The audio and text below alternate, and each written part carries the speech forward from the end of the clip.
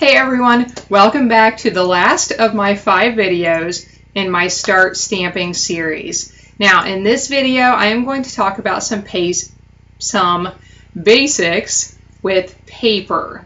So if you've never done paper crafting before, card making or anything, it may be hard to know where to start with paper. So there are a few things that may help you a little bit that I will share today. So if you want to start simply, I suggest that you start with prepackaged card and envelope sets. We have these in a couple of different colors. They come in white, very vanilla, and crumb cake, where it's already prepackaged. Now, here is one in white that I have out of the package. Here's the envelope, as you see. And here is the card base, and it has already been scored. So all I would need to do is fold it in half. And if I had my bone folder right now, I would run it along here to give that a crisp fold. And I'm ready to go. I'm ready to stamp. So that makes it really easy. Now, let's say you want to branch out and get some other colors, or you want to use some other paper. We have 8.5 by 11 and 12 by 12 cardstock in all sorts of colors. So these are some of the 8.5 by 11 packs of paper that I have opened and used some of them, obviously. But let's say you want to make a standard size card. I would suggest starting with 8.5 by 11 cardstock. And here's why.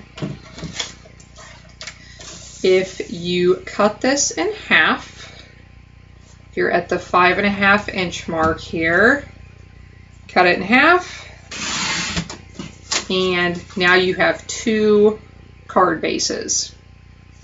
Okay, as I showed in the tools video, you would then score them, and they are ready to be folded. So 8.5 by 11 cardstock is definitely nice if you are working on standard size cards. Now, if you are scrapbooking, for instance, you'll probably be working with 12 by 12 paper, unless it is a smaller scrapbook. So that is a little bit about the 8.5 by 11 cardstock. Now, if you go this route to make your cards, keep in mind you will need to purchase some envelopes separately.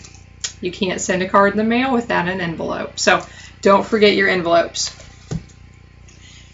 Now, we also have designer series paper, which are the printed papers that we sell. If you ever hear me say DSP, that means designer series paper. Hopefully, I'll try not to use that a whole lot.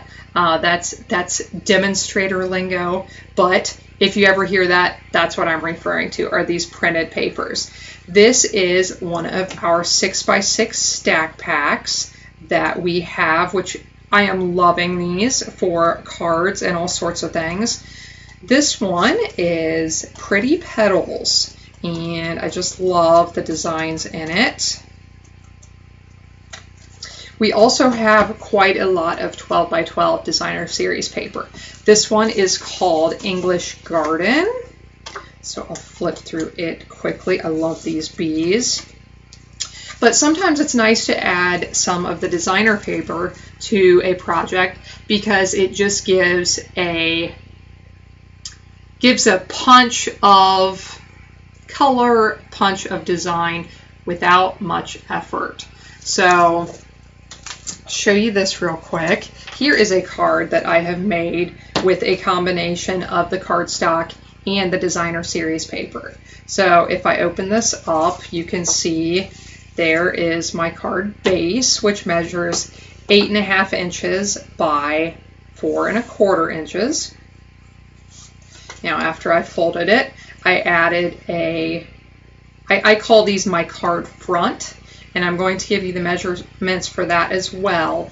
If you want a card front that is just slightly smaller than the card itself, then the measurement you would want to use, which I've used here, is 4 inches by 5 1/4 inches. So those are the two main measurements for starting to make basic cards, and I'll give them to you again quickly. For the card base, it is 8 1/2 inches by 5 1/2 inches, and for the card front, it is 4 inches by 5 1/4 inches. So there are some basics on paper, and this is the end of my Start Stamping series of 5 videos. I am super excited to start looking into some techniques and all kinds of fun things that hopefully you can use in your projects from here on out. So check back and see some more of my videos. Thanks everybody.